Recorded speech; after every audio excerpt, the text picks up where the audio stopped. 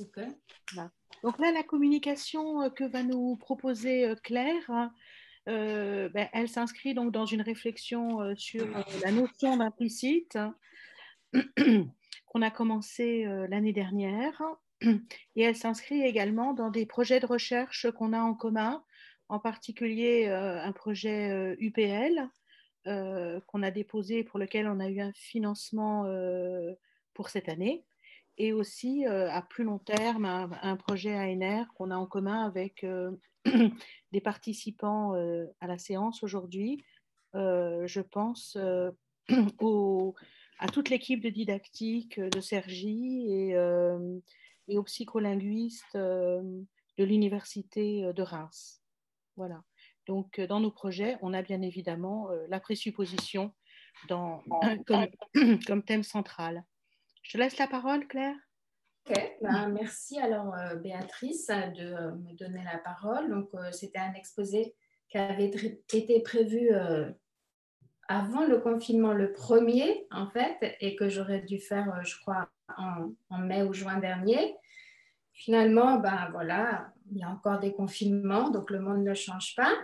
Et c'est un travail, en fait, là, je vais vous présenter un travail que j'ai commencé en partie avec Pascal Ansili et qui a donné lieu, en fait, à un article dans le volume qui s'appelle Les implicatures au-delà du sens littéral que j'ai édité dans la collection que dirige Béatrice chez IST.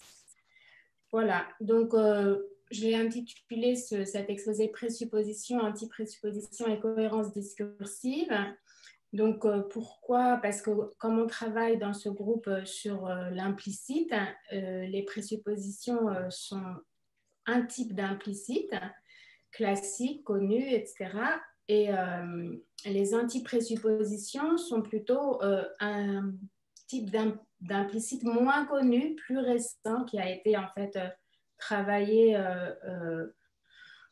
dans le début des années 2000, entre 2005 et 2010. Et du coup, je voudrais vous parler en fait de ce type d'implicite-là, parce que le but, c'est d'essayer de voir quels sont le rôle des présuppositions et des antiprésuppositions dans la construction du discours, à la fois en termes de cohérence et de cohésion.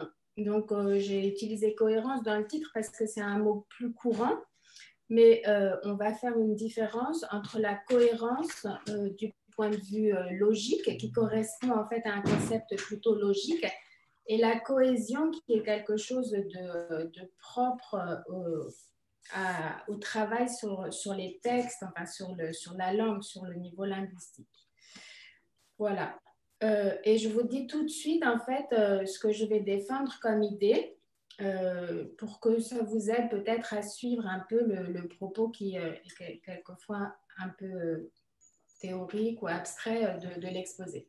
Donc, l'idée, en fait, c'est de montrer que au niveau du discours, il y a une contrainte de cohésion discursive, donc, exactement comme on dit de façon classique qu'il y a une contrainte d'informativité, par exemple. Donc, si on applique les principes de Grice, enfin le principe de coopération et puis toute la déclinaison que ça donne, bah, il y a l'idée qu'un discours doit être informatif. S'il n'est pas informatif, pardon, il peut être mal formé.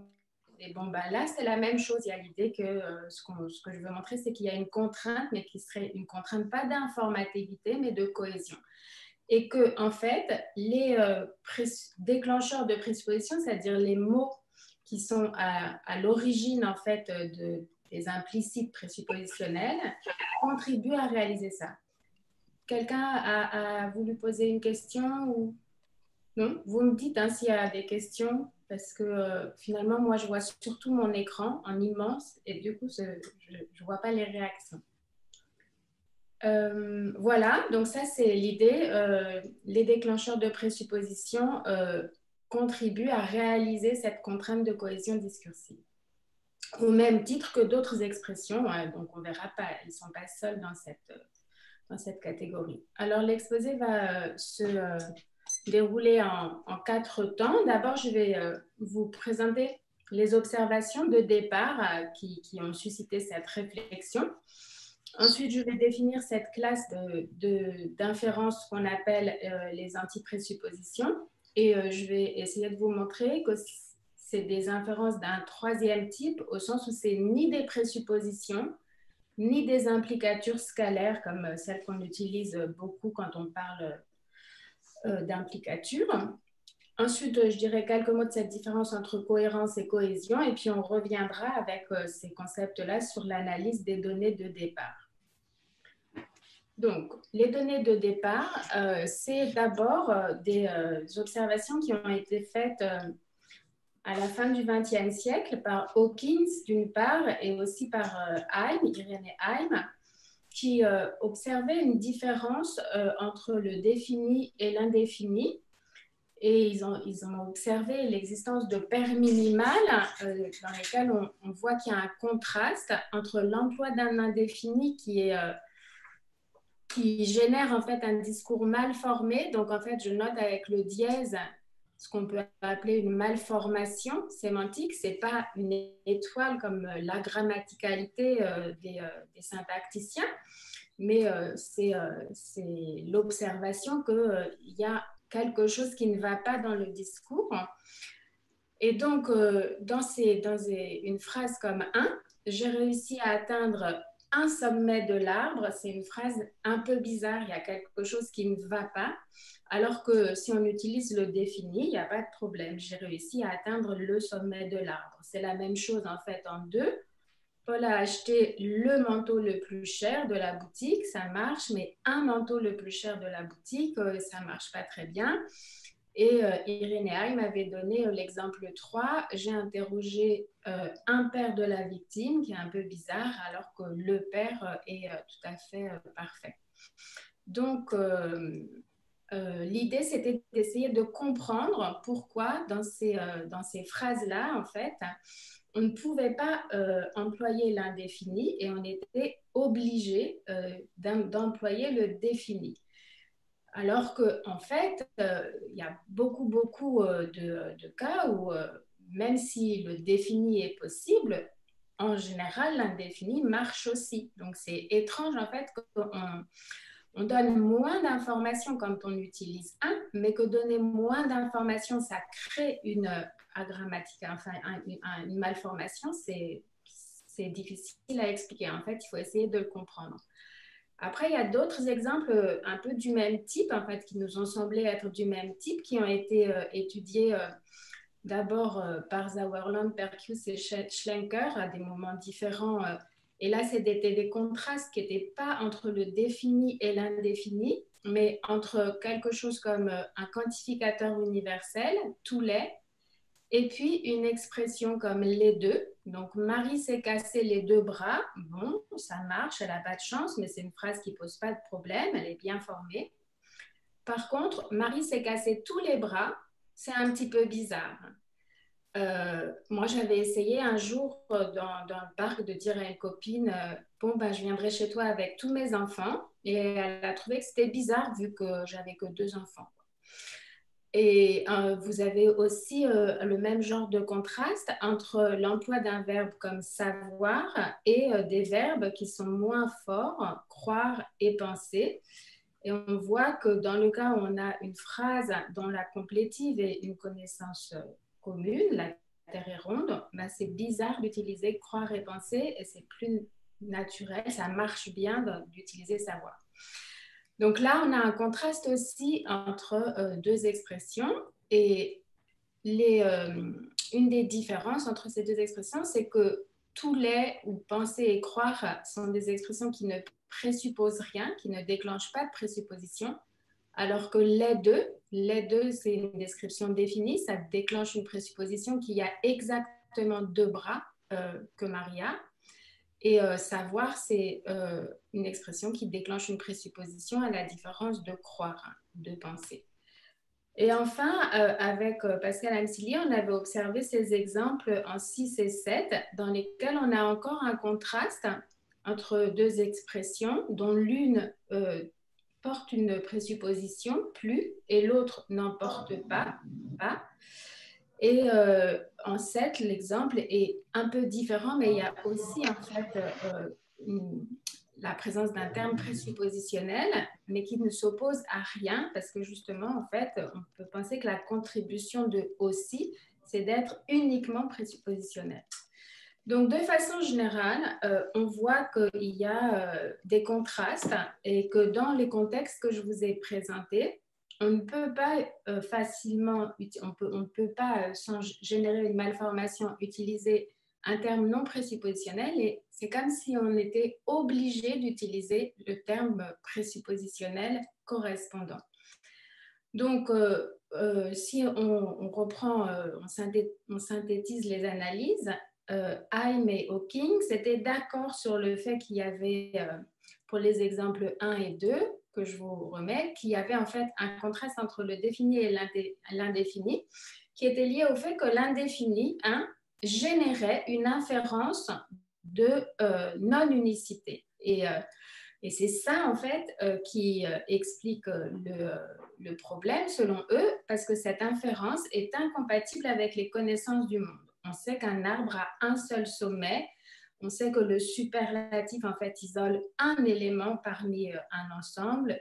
Et on sait que, en tout cas au XXe siècle, un individu n'avait qu'un père. Après, si les législations changent, les connaissances du monde changent en même temps que le monde. Par contre, il y avait un désaccord entre eux sur la nature de cette inférence. Donc, pour Hawking, c'était une implicature scalaire, exactement comme quand on dit c'est un bon élève pour laisser entendre que ça n'est pas un excellent élève. Et pour Heim, c'était plus compliqué que ça. Et elle, sans utiliser le terme d'anti-présupposition, elle a noté en fait que le contraste avait à voir avec des éléments présuppositionnels versus non présuppositionnels. Et elle explique en fait ce contraste en disant il y a un principe conversationnel dont on n'a pas parlé et qui n'est pas connu dans la littérature, mais qu'il faut introduire. Et elle l'appelait en anglais maximize presupposition, c'est-à-dire il faut maximiser les présuppositions. Pour qu'un discours soit bien formé, il faudrait qu'il ait le plus de présuppositions possible. Voilà, donc le point commun de tous ces exemples, pas seulement ceux avec le 1 versus le, indéfini versus défini, mais tous ceux que je vous ai donnés, c'est qu'on voit qu'il y a un contraste entre l'emploi d'un terme qui porte une présupposition et l'emploi d'un terme qui est sa contrepartie non présuppositionnelle. Et il apparaît que dans les exemples qu'on a regardés, présupposé est obligatoire, apparaît obligatoire. Et donc, la cause de la malformation de la phrase sans le terme présuppositionnel, ce serait que la contrepartie non présuppositionnelle déclenche un implicite qui génère une incohérence. Et cet implicite, en fait, on a décidé de l'appeler anti-présupposition. Alors, si on synthétise en anglais, vous avez des paires d'items qui ont été étudiés, défini, indéfini, donc indéfini, défini, quantificateur universel ou bien les deux, et puis des verbes comme penser, croire, guess en anglais, et puis savoir. Et donc, on remarque entre ces termes, il y a un différentiel en termes de présupposition. Ceux de la première colonne ne déclenchent pas de présupposition, alors que ceux de la deuxième en déclenchent. On peut caractériser le contenu de ces présuppositions. Et en fait, à partir de ça, on déduit que quand on emploie les termes faibles, les items faibles, alors ça déclenche un implicite qu'on appelle une antiprésupposition. En français, on a la même chose, mais donc on a un petit peu étendu, j'ai augmenté un peu le tableau parce que j'ai rajouté donc aux 3 exemples, série d'exemples étudiés pour l'anglais, les exemples pas plus, le couple pas plus et le couple rien du tout aussi. Voilà pour les données. Ça va pour les données ou vous avez des questions en fait jusque-là? Moi, j'aurais une question, Claire. Ouais, vas-y. Pourquoi ce n'est pas une présupposition finalement? Pourquoi il n'y a pas de présupposition derrière une présupposition d'indéfinitude? Ben, en fait, on va le voir là tout de suite, mais les présuppositions, ça doit résister, en fait. C'est caractérisé par le fait que ça résiste à un certain nombre d'opérations. En particulier, ça résiste, en fait, à la question, par exemple. Quand on demande est-ce que tu as un enfant, ben, ça ne veut pas dire que tu ne peux pas en avoir un unique. D'accord? Ça ne veut pas dire nécessairement plusieurs.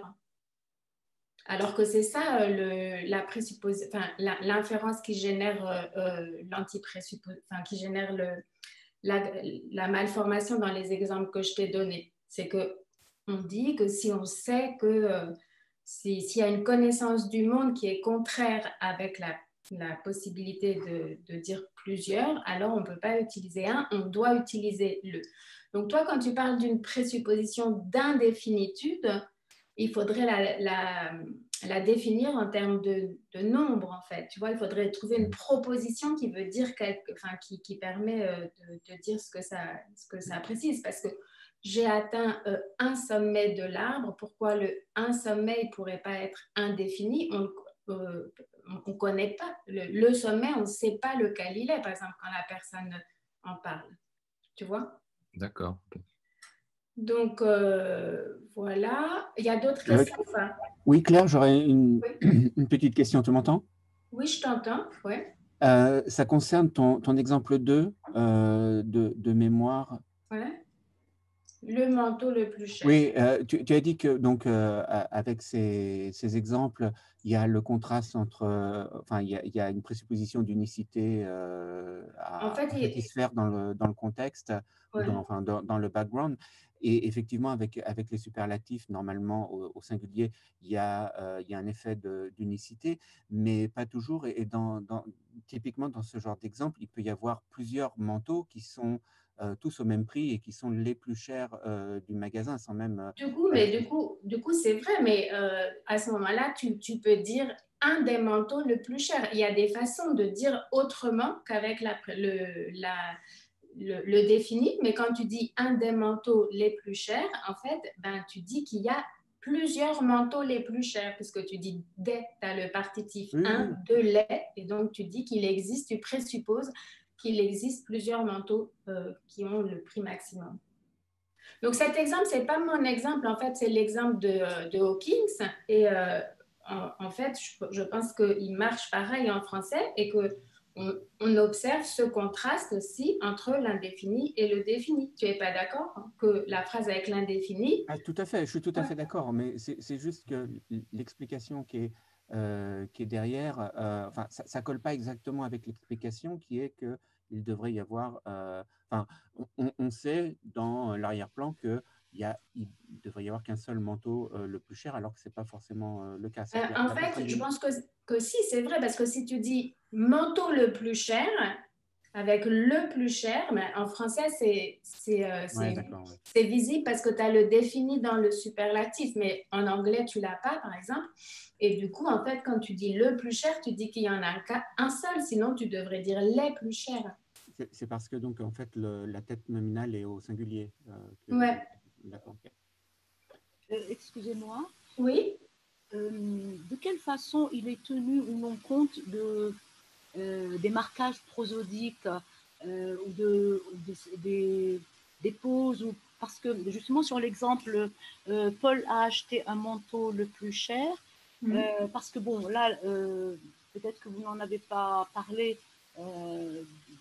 du plan suprasegmental parce que vous avez considéré la phrase comme vous la présentez, mais dans le cas où on dit Paul a acheté un manteau le plus cher de la boutique.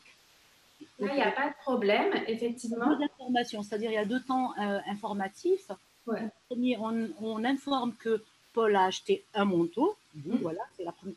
Et puis, on rebondit ou on ressaisit autrement pour dire le plus cher de la boutique. Absolument, donc là, il n'y aura pas de problème, mais justement, en fait, l'idée, c'est que quand on met cette pause prosodique dont vous parlez, on a deux propositions, deux phrases, et elles sont indépendantes l'une de l'autre, et au contraire, on va bien pouvoir montrer pourquoi utiliser une expression présuppositionnelle, donc le plus cher de la boutique, parce que le plus cher de la boutique, ça porte le défini le et c'est présuppositionnel. Pourquoi c'est possible en fait de l'utiliser en addition informationnelle, mais pas à l'intérieur de la même phrase. Et alors ensuite, je profite de ce que vous avez souligné. Effectivement, Hawkins et Heim, c'est des gens qui se sont intéressés uniquement aux phrases hors contexte, et on reviendra justement là-dessus sur la différence entre les phrases isolées comme ça, dont on peut dire voilà, ces phrases-là, elles présentent une malformation sémantique, exactement comme quand on dit j'ai rencontré un célibataire marié, ben, c'est bizarre, il y a une anomalie sémantique, indépendamment de tout contexte. Et puis, d'autres exemples qui seraient des exemples où on prend en compte des discours et éventuellement des discours avec de la prosodie. Merci. Est-ce qu'il y a d'autres questions? Ok, bah, s'il n'y a pas d'autres questions, alors je continue. Donc, j'essaie de vous expliquer ce que c'est que ce qu'on a appelé dans la littérature donc, assez récente les anti-présuppositions. Et je vais d'abord vous montrer sur un exemple particulier comment on calcule une anti-présupposition. Et ensuite, je vais vous montrer que les anti-présuppositions ne sont pas des présuppositions, et je vais donner un ou deux arguments, et je vais vous montrer que ce n'est pas non plus des implicatures scalaires. Donc, d'abord, regardons un petit peu en détail comment on génère en fait une anti-présupposition, comment apparaît, comment naît une anti-présupposition. Donc, si on prend la phrase 8 et qu'on la compare à la phrase 9, on a cette première, la phrase 8, avec le verbe penser, qui est un verbe qui n'est pas un déclencheur de présupposition et qu'on peut mettre en contraste avec le verbe savoir, donc, qui lui déclenche une présupposition. Donc, on a une paire minimale et penser, c'est penser, croire, guess en anglais. Donc, l'idée, c'est qu'on peut dire, comme l'ont dit beaucoup de gens qui travaillaient sur les implicatures scalaires, on peut dire que penser, c'est moins informatif que savoir, parce que sans regarder les présuppositions, en fait, penser, c'est avoir une attitude propositionnelle d'un certain type, mais moins forte que savoir. C'est penser sans avoir beaucoup d'arguments, alors que, par exemple, c'est savoir, c'est penser et pouvoir prouver quelque chose comme ça. Donc, penser est plus bas sur une échelle d'informativité que savoir. Et du coup, on a une implicature scalaire classique que si on dit j'en pense que Marie est enceinte, alors on laisse entendre j'en ne sais pas que Marie est enceinte. D'accord? C'est comme quand on dit de l'élève, je ne sais pas, quand on dit cet élève est bon, on a dit bon et pas excellent parce que justement on ne pouvait pas dire excellent. Et donc en gros, c'est même précisément, c'est le principe classique en fait de l'application de la maxime de quantité de grâce. Mais ça, donc 8', c'est une implicature classique. Maintenant, en fait, il y a quelque chose en plus à dire quand on regarde 8 et 9, c'est que 9 présuppose que Marie est enceinte, puisque savoir, en fait, déclenche cette présupposition. Qu'est-ce que ça veut dire? Présuppose, ça veut dire on fait comme si c'était une information connue que Marie est enceinte.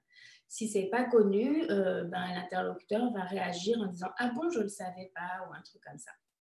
Et du coup, penser ne présuppose pas ça.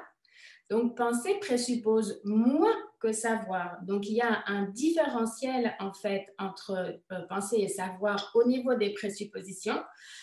Et de ce fait-là, on fait l'inférence que penser, donc la phrase avec pensée en 8, génère l'antiprésupposition qui a un 8', à savoir Marie n'est pas enceinte. On dit que c'est une antiprésupposition parce que c'est la négation de la présupposition de savoir qui est notée en 10. Donc, est-ce que ça va pour tout le monde? C'est deux inférences différentes, en fait. L'inférence qui correspond à l'implicature scalaire en 8' et l'inférence qui correspond à l'antiprésupposition en 8 secondes. Ça va? Claire, moi j'aurais une petite question. Ouais. Je comprends moins bien l'antiprésupposition dans cet exemple par rapport à l'exemple du sommet de l'arbre, par exemple. Puisqu'un arbre, effectivement, normalement, on aurait un seul sommet. Et donc, le contraire, ça serait un arbre n'a pas plusieurs sommets. Tandis que là, dire que Jean ne pense pas que Marie est enceinte, ça serait ça, hein, la phrase. Non, Jean ne pense pas que Marie est enceinte. Ça ne veut pas dire que Marie n'est pas enceinte. Non, Jean ne pense pas que Marie est enceinte. J'en parle pas de cette phrase. Donc là, penser... Jean ne pense pas que Marie est enceinte. C'est juste en fait une phrase qui est contradictoire avec 8. C'est pas ça en fait. Le penser antiprésupposé, c'est dans Jean sait que Marie est enceinte? En fait, il y a une antiprésupposition dans la phrase « Jean pense que Marie est enceinte ». En fait, si je dis « Jean pense que Marie est enceinte », pour moi, ça génère une inférence. C'est juste une inférence, un implicite qui est faible. Hein, c'est une inférence qui va pouvoir être annulée, mais ça génère une inférence qui est Marie n'est pas enceinte. Parce que si moi, je savais que Marie était enceinte, alors je n'aurais pas dit « Jean pense que Marie est enceinte ». J'aurais dit plus. Pour moi, ça porte surtout sur la certitude, mais pas sur... Enfin, dit comme ça, on a l'impression qu'il y a une certitude que Marie n'est pas enceinte. Non, justement. Alors que là, il n'y a pas de certitude sur le fait qu'elle soit enceinte ou pas. Les inférences qui sont des implicatures, c'est jamais en fait des certitudes. C'est l'idée en fait de l'exemple le plus simple de l'inférence de ce type-là, c'est Jean a 2 enfants. Jean a 2 enfants, on dit que ça signifie qu'il en a exactement 2. C'est une implicature, mais ce n'est pas une certitude qu'il en a exactement 2. Quand je dis Jean a 2 enfants, je peux continuer en disant il en a même 3. Mais comme il a 2 enfants, il a droit à la réduction. Mais ça fait bizarre si tu dis il a 2 enfants. Enfin, dans certains contextes, on le trouvera effectivement, forcément. Mais... Non, en fait, l'idée, c'est que donc ces inférences dont on parle, ces implicites, c'est jamais des certitudes, en fait. C'est toujours des inférences qui peuvent être annulables, mais c'est des inférences qu'on fait parce que qu'on fait naturellement, facilement, etc. Parce que le plus souvent, c'est comme ça. C'est-à-dire, si je dis j'en pense que Marie est enceinte et que moi, je sais qu'elle est enceinte, si elle est effectivement enceinte, alors j'aurais jamais dit j'en pense que Marie est enceinte. Si je vois Marie enceinte, je ne vais pas dire j'en pense que Marie est enceinte. Tu vois, il y a l'idée que si on dit pense, c'est parce qu'on n'a pas pu dire plus, et si on n'a pas pu dire plus, c'est peut-être justement parce que c'est faux, en fait. Et on voit, par exemple, avec des exemples, par exemple, comme la Terre est ronde, j'en pense que la Terre est ronde, c'est bizarre quand même. J'en pense que 2 et 2 font 4, c'est bizarre, hein, tu vois. Donc, avec, si tu prends des complétifs qui sont clairement contre les connaissances du monde, tu as exactement le même effet entre 1 et 2. J'en pense que 2 et 2 font 5. Ça marche. Oui, parce J'en pense que 2 et 2 font 4, c'est bizarre. D'accord? Oui. Claire, je peux poser une question qui va un peu dans le même sens que ce que raconte Sophie. Parce que tu dis que avec j'en pense que Marie est enceinte, ça présuppose que Marie n'est pas enceinte. Non, j'ai surtout pas dit que ça présupposait, c'est pas une présupposition. Ça génère cette inférence qu'on appelle une anti-présupposition, mais ce n'est pas une présupposition, c'est une implicature. C'est une inférence qui est faible, en fait, mais qui est là. Elle est faible. Parce qu'elle va être annulable, parce qu'elle est annulable. Et elle est annulable dans un grand nombre de contextes qui sont spécifiques, en fait, qui sont explicites. Mais si on dit rien du tout, hors contexte, comme ça, on le voit clairement avec j'aurais mieux fait de prendre j'en pense que 2 et 2 font 5, en fait. Vous auriez moins réagi. Ben non, c'est juste que j'ai essayé de vous montrer parce qu'avec cet exemple-là, je trouve qu'on voit bien les différentes étapes. Ce n'est pas la même chose de parler de l'implicature scalaire qui distingue, enfin qui fait que penser, ça génère ne sait pas, mais pense seulement. Et puis, l'inférence qui a à voir avec la vérité ou la fausseté de la complétive. Pas en fait de l'attitude propositionnelle, penser ou savoir, mais du fait en fait. Oui, mais penser, ça génère, je ne sais pas, mais est-ce que ça génère pas un petit peu, je sais un peu, j'ai des doutes ou quelque chose comme ça? Oui, mais... Pas que du négatif, quoi. Comment? C'est pas seulement, ça génère pas que du négatif, ça génère aussi... Bien sûr, penser, c'est déjà avoir une petite idée. Mais le point, ce n'est pas de s'interroger en fait sur les connaissances de Jean, mais du locuteur. Et donc, quand on a l'anti-présupposition qui dit « Marie n'est pas enceinte », en fait, c'est le locuteur qui va utiliser cette phrase quand il pense que Marie n'est pas enceinte. Parce que s'il pense, le locuteur, que Marie est enceinte, il va plutôt dire quelque chose, s'il le sait même que Marie est enceinte, il va dire « J'en sais que Marie est enceinte ». Si je peux me permettre, vas-y. Répondre à ce que dit Florence sur l'idée que penser véhicule quelque chose de doute. En fait, ça, c'est un autre type d'implicature qui est assez proche de ce que présente Claire, qu'on appelle les implicatures clausales, et qui conclut à justement, avec les mêmes prémices que le raisonnement qu'a présenté Claire, où penser est moins affirmatif que savoir, on peut aussi conclure que le locuteur n'est pas sûr que Marie est enceinte ou pas. Et ça, donc ça, c'est encore un autre type d'implicature conversationnelle, mais peut-être, bon, je ne sais pas si ça... Je pense que Laurent exprime la pensée, oui.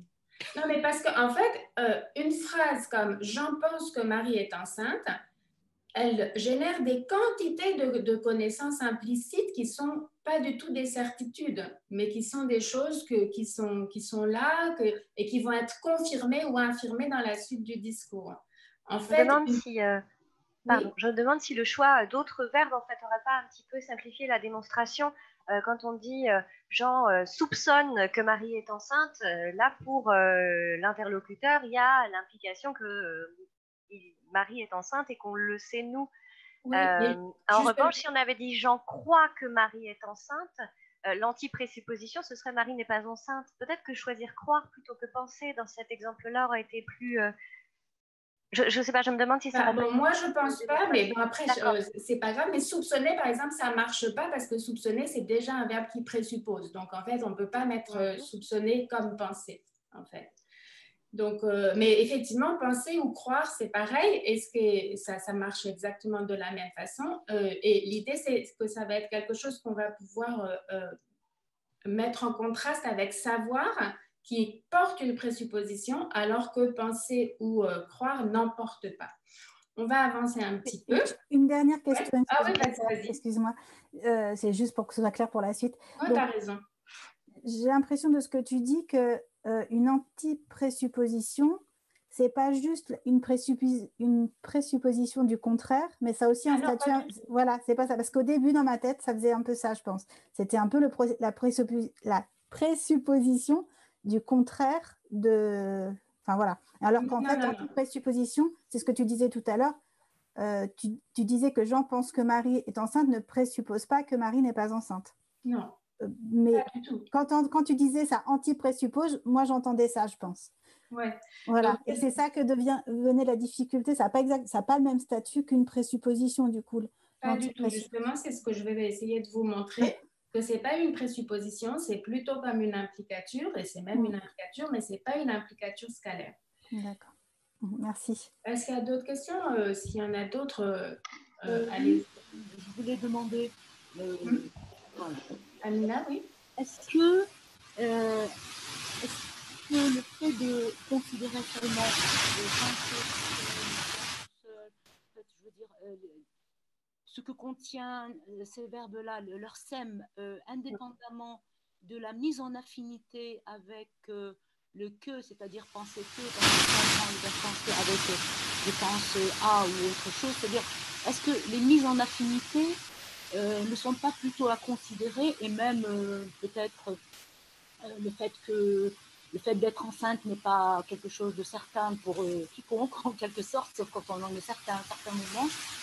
Je me demandais juste où court le sens pour dégager les présuppositions, les présuppositions, etc. Est-ce que c'est seulement sur un lexème donné, la mise en affinité des différents thèmes ne modifie pas un peu dans les ordinaires, dans les discours, etc., ne pose pas les mêmes problèmes qu'on se pose avec des violences isolées en tant que chercheur. Je ne sais pas, voilà, je ne sais pas si vous me faites comprendre. Alors, Amina, j'espère que vous m'entendez. Moi, c'était très difficile pour moi de vous entendre. C'était un petit peu comme si on était sur un bateau en pleine tempête. Mais je crois que j'ai quand même compris entendu une grande partie de ce que vous vouliez dire. Donc, ce qui est important, en fait, pour moi, c'est justement, en fait, puisqu'on travaille sur les présuppositions et des inférences qui sont générées par contraste avec des termes qui sont présuppositionnels, c'est de regarder vraiment le déclencheur du point de vue de la présupposition, du point de vue lexical, et c'est vraiment un mot ou une construction. Là, c'est le verbe penser avec la conjonction de subordination que, penser que, par exemple, penser à ou ça ne marcherait pas du tout pareil. Et pour savoir, c'est savoir que et savoir si ça ne marcherait pas du tout pareil. Donc, c'est vraiment très, très étroit. En fait, est-ce que vous pouvez écrire, Amina, parce que vraiment, on entend très peu. Est-ce que c'est mieux là? Il y a des moments où on entend un ou deux mots. Donc là, est-ce que c'est mieux là? J'ai bien entendu. Oui, parce que je voyais penser et moins informatique que savoir, et tout simplement pour ça.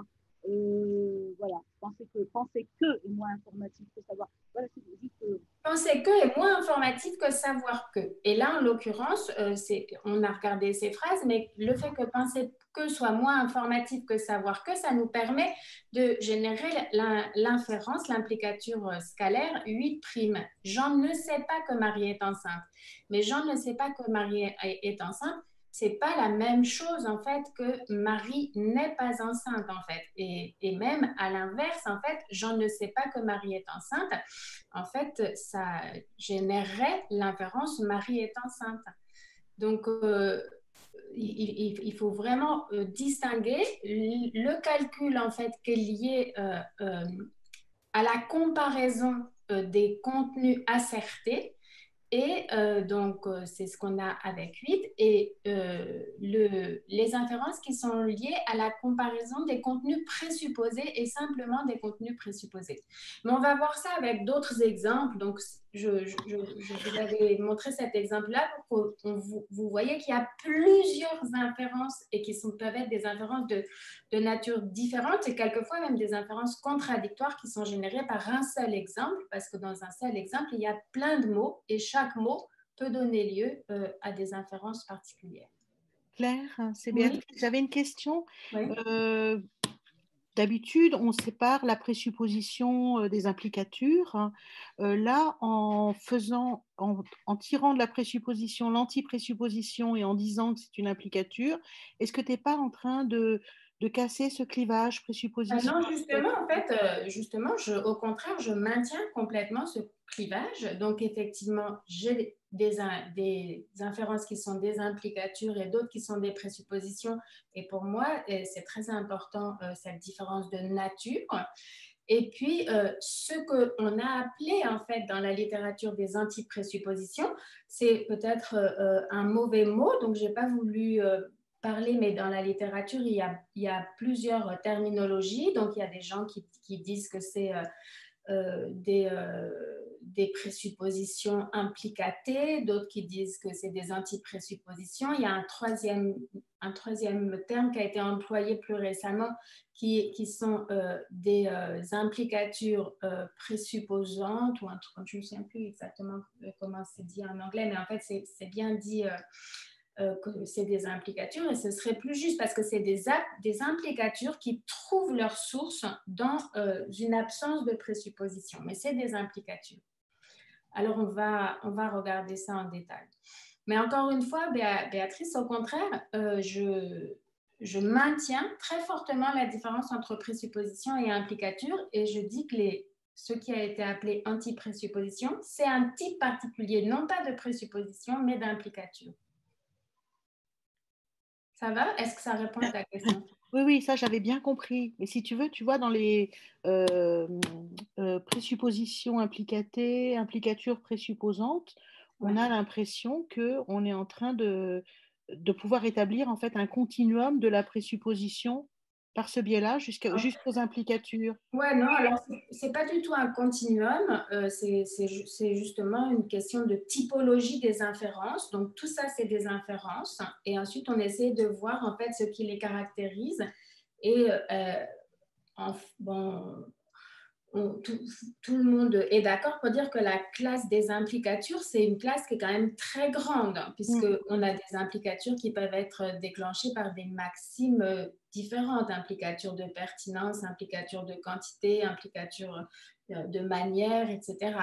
Même quand on a regroupé, qu'on a dans les travaux qui ont été faits à la suite de Grice par les néo-griceéens sur les implicatures, il reste au moins deux grandes classes d'implicatures, les implicatures de quantité, les Q-implicatures, et les implicatures de pertinence, d'accord?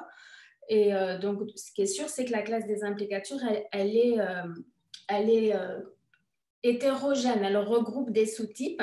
Et donc, ce que j'essaie de montrer, c'est que justement, parmi ces sous-types, il y a un sous-type qui correspond à des antiprésuppositions. Et donc, je vais vous expliquer pourquoi on appelle ça des antiprésuppositions. Sauf s'il y a encore des questions. Moi, j'avais encore une question, Claire. Là. En fait, je n'ai pas compris pourquoi dans le sens de pense, il n'y a pas le sens je ne sais, Jean ne sait pas si Marie est enceinte. En plus, ça a l'air de résister à la négation. En fait, c'est clair qu'on a cette inférence-là, mais c'est une inférence qui correspond à l'implicature scalaire. Donc, puisqu'on a Jean ne sait pas que Marie est enceinte, on a Jean ne sait pas si Marie est enceinte, en fait. Mais est-ce que c'est vraiment une implicature? Oui, ça c'est vraiment... ça correspond justement à ce que... aux implicatures scalaires en termes de quantité. Penser, c'est moins informatif que savoir. Parce que tu peux dire un truc du genre, je pensais que Marie était enceinte et maintenant je le sais, j'ai vu son test. Donc tu vois bien en fait que il y a un crescendo dans ces attitudes propositionnelles-là.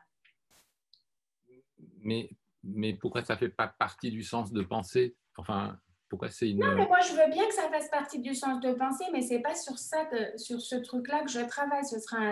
Il y a plein de choses qui font partie du sens de pensée.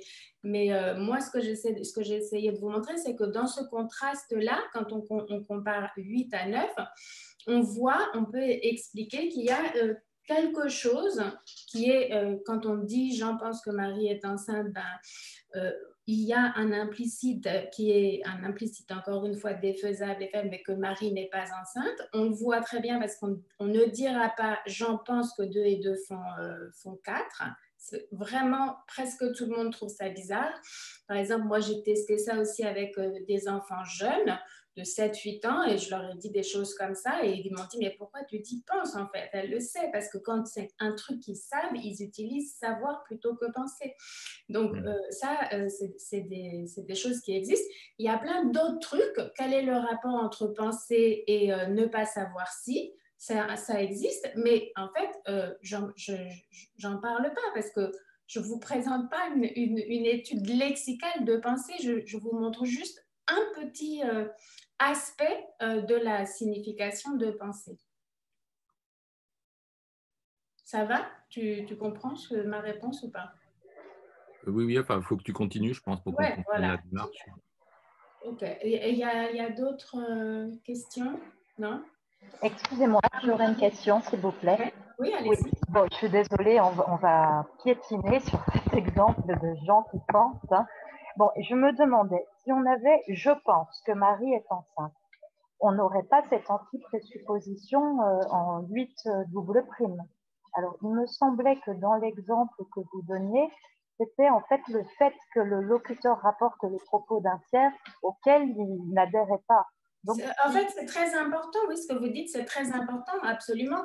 Le fait de regarder une phrase avec un sujet à la troisième personne et de dire qu'elle génère une inférence, en fait, qui n'est plus du tout un contenu de pensée, mais qui est un fait, c'est justement en fait crucial et c'est ça qui explique qu'on n'a pas la même chose en fait quand on utilise un énoncé à la première personne parce qu'à la première personne, il n'y a pas de différence entre je et le locuteur.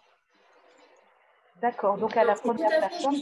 Ce que vous soulignez est tout à fait juste en fait. Chaque mot dans la phrase que j'ai regardée, j'en pense que Marie est enceinte, est important au sens où il véhicule des éléments de signification qui vont contribuer aux inférences qu'on peut faire ou ne pas faire. Et là, le fait d'avoir mis Jean est très important, Jean plutôt que je. D'accord, merci. Est-ce qu'il y a d'autres remarques? Oui, c'était juste ça en fait que je voulais dire quand je parlais de la mise en activité de différents leçons. C'est exactement ça. Voilà. Ok, ben c'est super alors. Que lorsqu'on met d'autres, voilà. Parfait. Donc, ce que j'avais voulu illustrer en fait avec le contraste entre pensée et savoir dans le transparent précédent, c'est que justement pour le calcul des anti-présuppositions, en fait, c'est un calcul qui se fait en plusieurs étapes, le calcul des inférences de la phrase comme 8. Et dans ces plusieurs étapes, on distingue d'un côté, en fait, ce qui est asserté par la phrase et par les deux phrases qu'on a comparées dans la paire minimale 8-9, on compare deux phrases qui se distinguent simplement par le verbe penser. Donc, on compare ce qui a comme différence en termes d'assertion et ce qui a comme différence en termes de présupposition. Donc, ça fait deux calculs différents. Et donc, le différentiel en termes d'assertion, ça correspond à ce qu'on appelle classiquement dans la littérature des implicatures scalaires.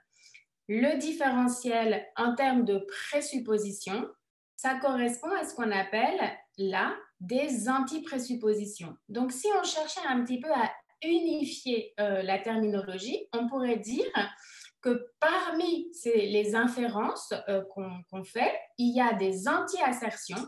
Plutôt que de dire des implicatures scalaires, on pourrait dire c'est des anti-assertions, c'est-à-dire ce que vous n'avez pas dit, en fait, ça génère une implicature scalaire qui correspond à ce que je n'ai pas pu dire parce que ça aurait été trop, j'aurais été au-delà de ce que j'étais en capacité de dire. Et pour les présuppositions, en fait, ce que je n'ai pas dit, en fait, c'est des anti-présuppositions. Si j'avais utilisé un autre terme, je serais allée au-delà de ce que je pouvais dire. Est-ce que, du coup, vous voyez que il y a une façon de présenter ce parallèle, c'est-à-dire on va avoir des termes, on va deux termes, bon, par exemple un et le, ou bien croire et savoir, et on va les comparer, un et le, du point de vue de leur assertion, qu'est-ce que un asserte, qu'est-ce que le asserte, et du point de vue de leur présupposition, qu'est-ce que un présuppose et qu'est-ce que le présuppose, un présuppose. Et ensuite, à partir de ces différences-là, on va dire qu'on a des inférences qui sont les anti-insertions, les implicatures scalaires ou des anti-présuppositions. Parce que finalement, ce qui est important, c'est la source en fait de cette inférence. Comment on a fait pour calculer cette inférence? Qu'est-ce qu'on a comparé? Voilà, c'est pour ça qu'on utilise en fait le terme d'anti-présupposition pour parler d'un certain type d'implicature, des implicatures dont la source est la comparaison avec une expression qui porterait plus de présuppositions. Et les implicatures scalaires, la source, c'est la comparaison avec un terme qui dirait plus, qui serait plus fort, qui asserterait plus. Donc, si on regarde maintenant les principes en fait qui pourraient être à l'origine de ces inférences-là, ben, pour les implicatures scalaires, c'est le principe de la maxime de quantité de Grace. Et pour les anti-présuppositions, ben, ce serait un principe du type maximisons les présuppositions comme l'avait proposé Anne. Est-ce que là, du coup, le panorama est un peu plus clair? Donc, on a des inférences et on va leur donner des noms qui permettent de rendre compte, en fait, on va les différencier selon ce qui les a générés, donc les principes qui ont été à la base de la naissance de ces inférences, de l'apparition de ces inférences, et selon la nature de ce qu'on a comparé dans la paire minimale. Est-ce que c'est de l'assertion, des contenus assertés, ou est-ce que c'est des contenus présupposés? Et ça, c'est important en fait pour moi, en tout cas, et pour un certain nombre de sémanticiens actuellement, parce que pendant longtemps, en fait, on disait, on compare des informations, on compare un énoncé qui est plus ou moins informatif, mais on ne regardait pas que la nature de l'information. Alors, dans un énoncé, il y a beaucoup d'informations, mais elles n'ont pas toutes le même statut. Et il y en a qui sont explicites et d'autres qui sont implicites. Et dans les implicites, il y a même des différences, en fait. Est-ce que tout le monde suit ou est-ce qu'il y a des questions? Donc, j'essaie de vous dire rapidement pourquoi les anti-présuppositions ne sont pas des présuppositions. C'est vrai que ça ressemble aux présuppositions comme ça à première vue, en particulier à cause du nom. Donc, peut-être le nom n'est pas un bon nom. Mais ça ressemble aux anti-présuppositions parce que, comme j'ai essayé de vous le montrer, en fait, on dit qu'il y a un déclencheur lexical. Dans le tableau, là, vous voyez, à chaque fois, il y avait un item faible qui était le déclencheur d'une anti-présupposition. C'était pareil en français, la colonne de gauche, là, elle fait la liste des mots dont on dit qu'ils déclenchent une anti-présupposition. Donc, de ce point de vue-là, c'est assez proche, en fait, des présuppositions. Donc, il y a effectivement, oui, un déclencheur lexical. Mais, par contre, il n'y a pas la propriété, la grande caractéristique des présuppositions qui est que ce sont des inférences qui résistent à la négation, à l'interrogation, à l'enchâssement sous une modalité. De temps en temps, c'est vrai qu'une anti-présupposition résiste à l'enchâssement sous une modalité. Donc, par exemple, 11 et 12 expriment ça. Donc, je vous ai pris là un énoncé avec un indéfini.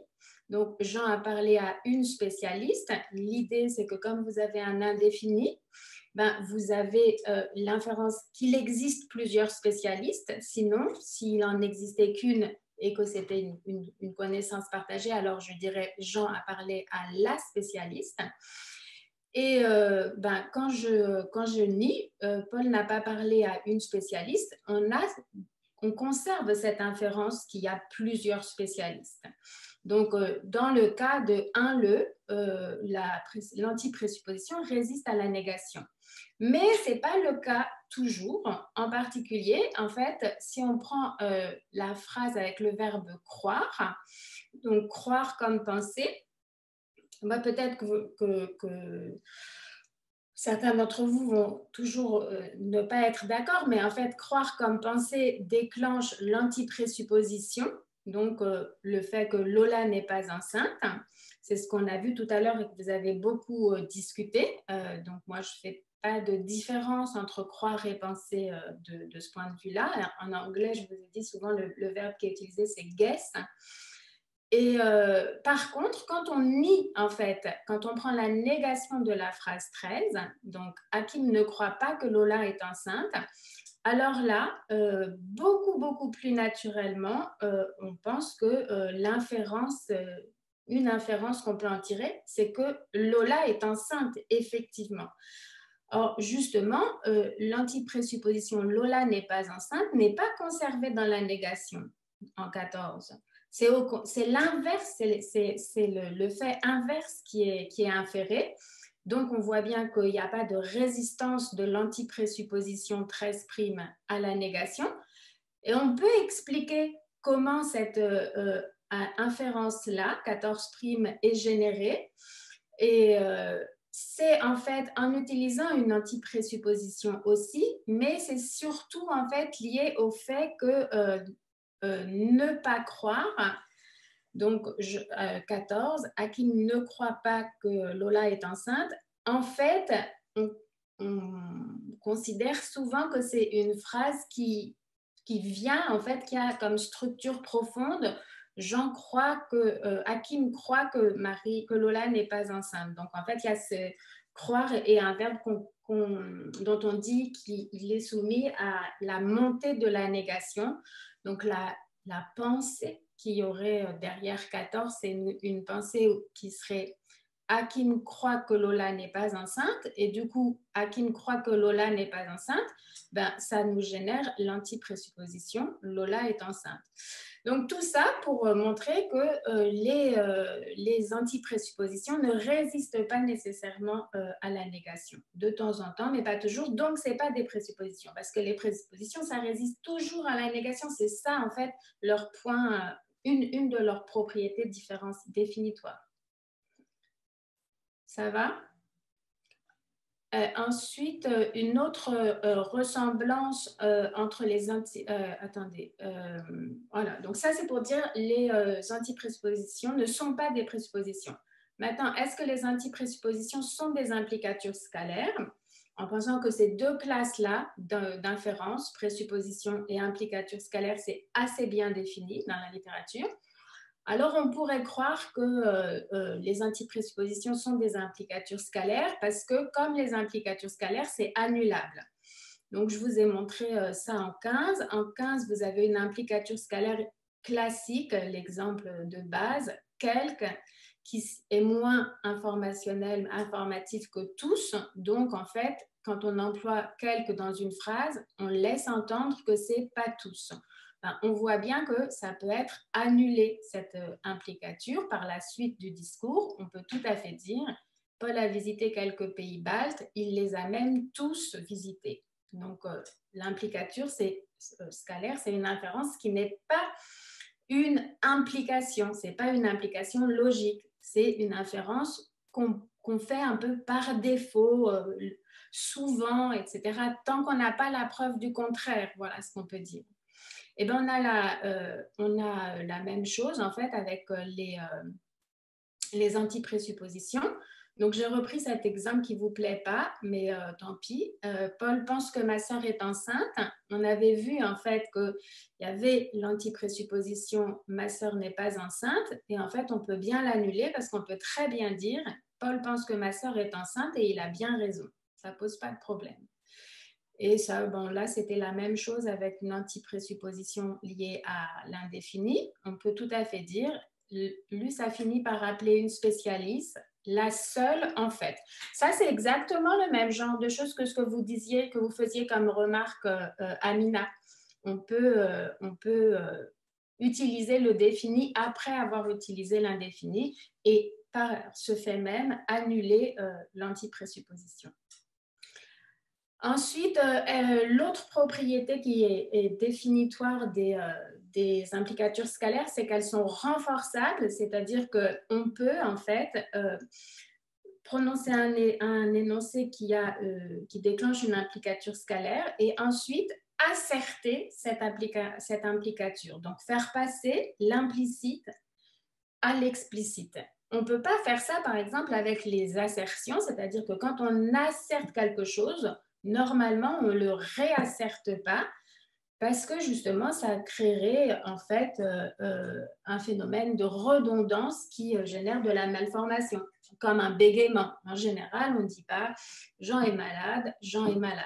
On ne dit qu'une fois. Si on veut le répéter, il faut expliquer, il faut marquer qu'on est dans un cas où on veut renforcer, mais ce n'est pas un discours normal. Donc là, on voit qu'on peut tout à fait renforcer une implicature scalaire, donc en 18, quelques pays baltes, ça peut être renforcé par pas tous, donc ça marche. On peut faire la même chose en fait avec les antiprésuppositions. Donc Paul pense que ma sœur est enceinte, mais ce n'est pas le cas. Donc pas enceinte qui était l'antiprésupposition, je peux la rendre explicite, cette antiprésupposition. Et pareil, en 20, l'antiprésupposition de 1, je peux la rendre explicite en disant, lui, ça finit par rappeler une spécialiste, il y en avait 3 dans l'annuaire, donc 3, c'est bien plus de un seul.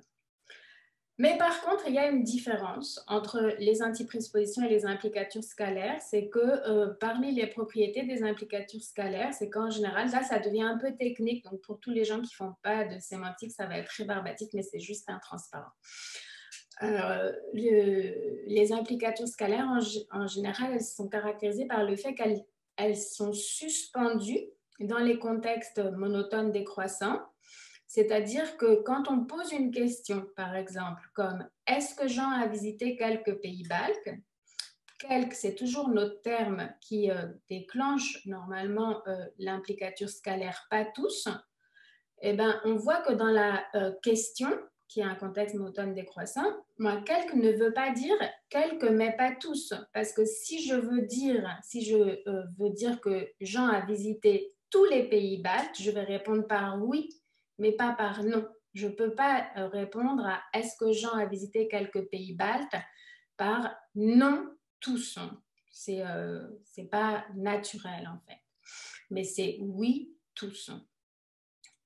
Et ben, on a la même chose en fait dans le cas des antiprésuppositions. Enfin, on n'a pas la même chose justement dans le cas des antiprésuppositions. Elles ne sont pas suspendues dans les contextes monotones décroissants. Et donc, on le voit justement dans le cas de la question.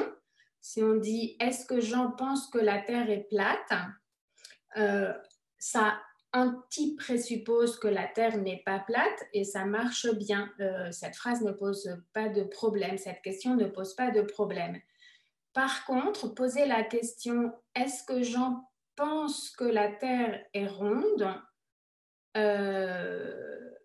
c'est un peu bizarre. En fait, on dirait plutôt « Est-ce que Jean sait que la Terre est ronde ?» Est-ce que Jean pense que la Terre est ronde ? C'est un peu bizarre. Et c'est un peu bizarre justement en fait parce qu'on a l'antiprésupposition, la Terre n'est pas ronde, qui est maintenue. Voilà. Maintenant, ça c'était pour faire une espèce de synthèse de ce qu'on a vu sur les antiprésuppositions. Ce sont des inférences qui sont beaucoup plus faibles que les présuppositions.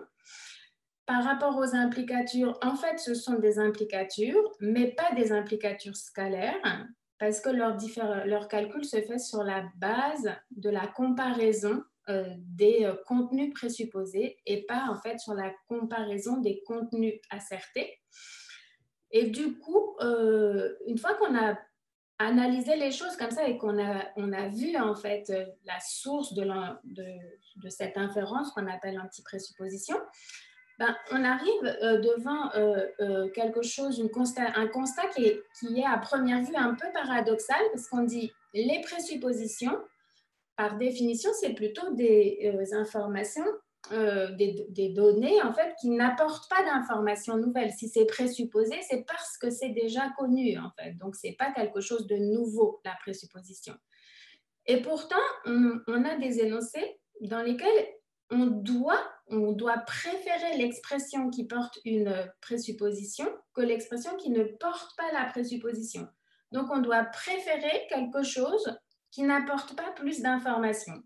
C'est un peu bizarre parce qu'en général, on dit, si vous parlez, c'est pour apporter de l'information. Il faut parler pour transmettre de l'information. Si on n'a rien à dire, on se tait, quoi. Donc, ce constat-là est un constat qui amène à réfléchir au rôle des présuppositions. Mais qu'est-ce que ça fait, les présuppositions, en fait, dans un discours? À quoi ça sert? Si ça ne sert pas à apporter de l'information, ça sert à quoi? Et du coup, ce n'est pas forcément une question sur laquelle il y a eu beaucoup de littérature, en fait. Donc, de façon générale, on dit les présuppositions. Donc, c'est là qu'on va voir la différence entre cohérence et cohésion qui va intervenir. Est-ce que vous avez des questions sur la partie précédente? Oh, merde. Non? Voilà, j'ai dû assommer tout le monde. Bon, tant pis. Je continue s'il n'y a pas de questions. Les présuppositions, comme je vous disais, en général, on dit que c'est un implicite et c'est l'implicite de la connaissance partagée. C'est ça que ça veut dire présupposer, c'est qu'on le sait déjà.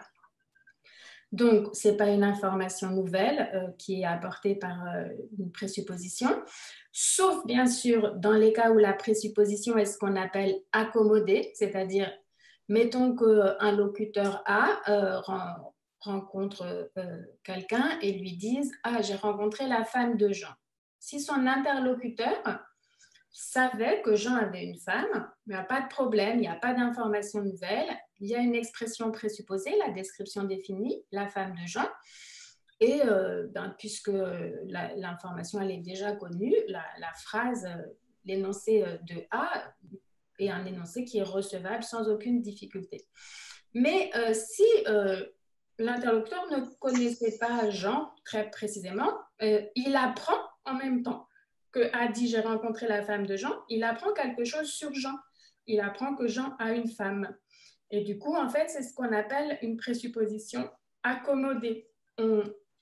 La phrase « j'ai rencontré la femme de Jean », elle véhicule deux types d'informations. Une information assertée, j'ai rencontré quelqu'un, et une information présupposée, Jean a une femme. C'est ça l'accommodation. Et quelquefois, l'accommodation, elle ne se fait pas et elle n'est pas acceptable pour l'interlocuteur. Et du coup, on a le cas de l'échec présuppositionnel, ce qu'on appelle en anglais la presupposition failure. Et là, en fait, on a un dialogue du genre « j'ai rencontré la femme de Jean » et l'interlocuteur réagit en disant « mais comment ça, Jean est célibataire ?» Donc, dans ce cas-là, la présupposition génère ce qu'on appelle souvent une rupture discursive. Il faut qu'il y ait un ajustement entre les interlocuteurs pour qu'ils construisent une représentation de la situation, qui mettent à jour leurs connaissances de façon à pouvoir continuer à discuter. Parce que sinon, ils ont des connaissances qui sont des représentations du monde qui sont incohérentes l'un avec l'autre. Donc, effectivement, si A dit « j'ai rencontré la femme de Jean », ça veut dire que pour lui, Jean est marié. Et si B réagit en disant « mais Jean est célibataire », ben, pour lui, Jean n'est pas marié. Donc, avant de continuer à discuter, il faut se mettre d'accord sur ce point. On peut aussi se mettre d'accord sur le fait que ce n'est pas important, mais c'est juste que j'ai rencontré quelqu'un, peu importe que ce soit la femme de Jean ou sa copine, mais en tout cas, il faut négocier parce que sinon, il y a un problème d'incompatibilité, d'incohérence entre les représentations du monde des deux interlocuteurs. Donc, en général, la présupposition, elle ne véhicule pas d'informations nouvelles, sauf dans les cas où il y a accommodation. Et du coup, ce qui est intéressant, c'est que là, on voit bien qu'on peut parler en 24 de problèmes d'incohérence entre les deux représentations du monde de A et de B. Mais finalement, peut-être qu'il y a autre chose en fait qui est important dans le cas de la présupposition, parce que les cas d'échec présuppositionnel, c'est pas le cas normal, c'est le cas le moins fréquent en fait. Alors, qu'est-ce qu'il y a comme autre chose qui peut être intéressant? Ben, justement, Vanderson, qui est un linguiste qui, à la fin des années 80, à la fin du XXe siècle, a travaillé sur les anaphores et sur les présuppositions. Il a dit les présuppositions, c'est la même chose que des anaphores. En fait, c'est un type particulier d'anaphore, etc. Et son idée, en fait, c'était de partir de l'observation qu'on voit illustrée en 25, 26 et 27, qu'on peut aussi bien, dans beaucoup de contextes, on peut aussi bien utiliser une description définie, qui est un type d'expression présuppositionnelle, et qu'un pronom. Ça ne pose pas de problème, mais ce sont des contextes qui sont caractérisés par le fait que la description définie, comme le pronom, elle a déjà été introduite son contenu a déjà été introduit dans le discours précédent. Donc, il dit, les présuppositions, elles doivent avoir un antécédent, comme les pronoms doivent avoir un antécédent. Et c'est dans ce cas-là qu'on a des présuppositions qui n'apportent pas d'informations nouvelles. Elles n'apportent pas d'informations nouvelles parce qu'elles ont un antécédent, justement, que l'antécédent avait déjà donné l'information sous forme d'assertion. Et donc, ce qu'on voit, c'est que là, dans cet exemple-là, il n'y a pas d'informations nouvelles, et en particulier quand on dit si Jean a une femme, sa femme est très discrète, clairement en fait on ne dit pas que Jean a une femme, puisqu'on est dans un cas où il y a un liage et donc une suspension de la présupposition dans ce contexte. Et ce qu'il a montré en fait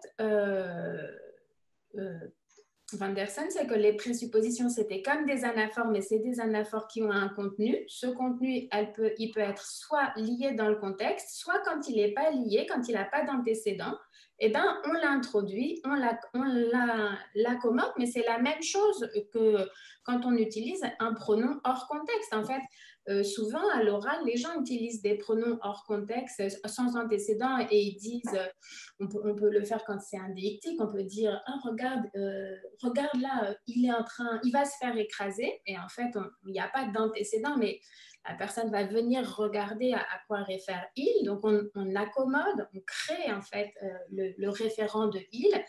Et souvent, en fait, c'est comme ça aussi dans les textes ou dans les discussions, on utilise des « ils » sans avoir vraiment précisé quel était l'antécédent. Et du coup, votre interlocuteur vous demande « mais de qui tu parles? Il, tu veux dire qui ?» etc. Et du coup, vous allez préciser quel est l'antécédent. Donc, l'accommodation, elle peut se faire… l'accommodation, ça veut dire introduire l'antécédent s'il n'était pas déjà dans le discours. Elle peut se faire au niveau le plus global, donc au niveau je ne sais pas, d'une connaissance du monde, si vous voulez, comme en 28. J'ai rencontré la femme de Jean, ça signifie Jean a une femme et je l'ai rencontrée. Mais quand il y avait une incohérence à faire ça, alors on peut faire une interprétation, une accommodation de façon plus locale. Par exemple, tous les enfants aiment leurs cousins. C'est une phrase qui est un peu bizarre, enfin qui pourrait paraître un peu bizarre si on pensait que leur cousin doit s'accommoder vraiment de la même façon qu'en 28 et signifier tous les enfants ont des cousins et les aiment, parce qu'on sait bien que tous les enfants n'ont pas des cousins. Il y a des enfants qui n'ont pas de cousins. Donc en fait, l'accommodation, elle se fait plus bas et elle signifie, la phrase du coup signifie tous les enfants qui ont des cousins les aiment. Et quand l'accommodation ne peut se faire ni au niveau le plus haut, ni à un niveau intermédiaire, alors on arrive à un cas de échec présuppositionnel et un cas du type 24 où il y a un conflit entre les croyances des interlocuteurs. Voilà, dans le cas de 29, si on aurait pu penser qu'il y aurait un conflit en fait entre une accommodation au niveau le plus haut et les connaissances générales, parce qu'on sait, les connaissances du monde général, on sait que tous les enfants n'ont pas nécessairement des cousins. Donc, on voit qu'on ramène le problème de l'anaphore avec cette analyse-là qui dit que les présuppositions, elles n'apportent pas d'informations nouvelles en général parce qu'elles permettent de lier une expression présupposante avec un antécédent. Quand il n'y a pas d'antécédent, elles permettent d'accommoder et c'est une façon de véhiculer de l'information en faisant comme si on ne la véhiculait pas.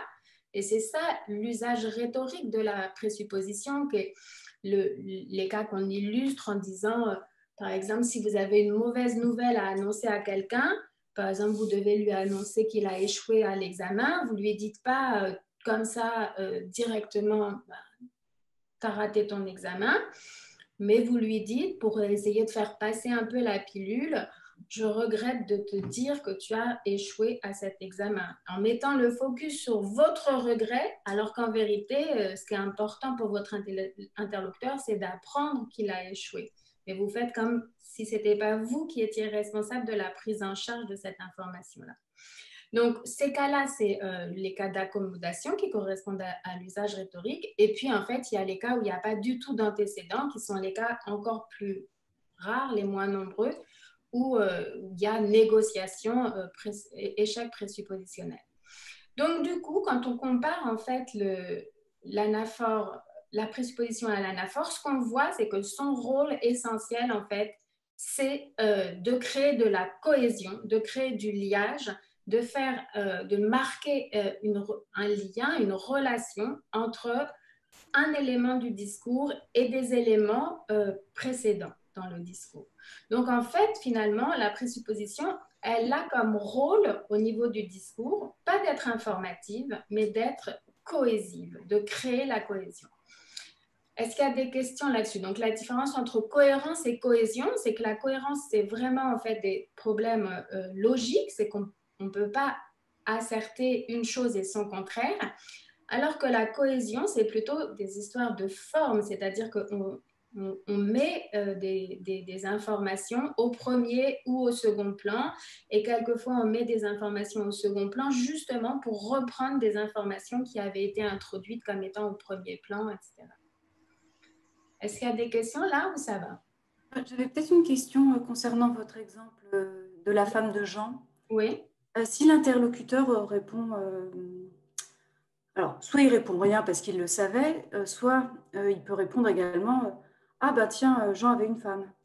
Oui, c'est la même chose en fait. Donc, enfin, c'est pas la même chose effectivement. Non, parce qu'il apprend quelque chose là. Oui, bien sûr, mais justement, l'accommodation, c'est le fait d'apprendre quelque chose. Et où on l'accepte de façon silencieuse, il ne dit rien, c'est ce que vous avez dit, où on l'accepte et on explicite que c'est une information nouvelle. Donc, on dit, ah, Jean avait une femme, ce que vous avez dit, en fait, je ne sais plus comment vous l'avez formulé, mais il rend explicite l'information implicite. Soit il la refuse, et alors on a le cas 24 avec les réponses de D, comment ça? D'accord. Donc l'accommodation pourrait prendre deux directions, c'est soit je le savais déjà. L'accommodation, on accommode sans rien dire. L'accommodation, oui, si vous voulez, c'est sémantique, c'est au niveau de l'interprétation dans votre tête, et vous pouvez expliciter votre interprétation et dire ça veut dire ça. Du coup, il n'y a pas de problème. On peut rendre explicite l'implicite. On n'est jamais obligé de le faire, mais on peut toujours le faire. Même si je le sais. Oui, mais vous le savez, mais en fait, quand la personne dit, votre interlocuteur dit Jean a une femme ou un truc comme ça, je ne sais pas comment vous l'avez dit, ou bien il fait savoir qu'il ne le savait pas, mais que maintenant il le sait, ou bien il peut confirmer qu'il le savait. Ah, oui, Jean a une femme, je le sais, ou un truc comme ça.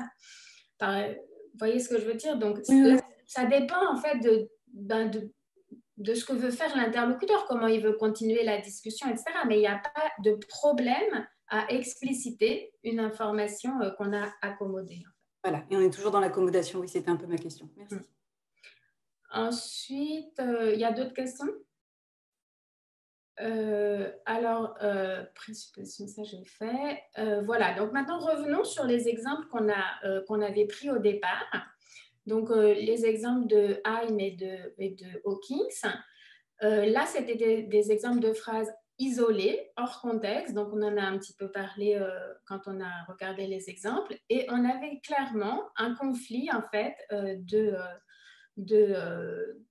représentation du monde entre la connaissance, en fait, disons, commune, partagée, qui est que les arbres ont un seul sommet, que quand on utilise un superlatif singulier, il y a un seul objet qui le vérifie, et que les individus ont un seul père.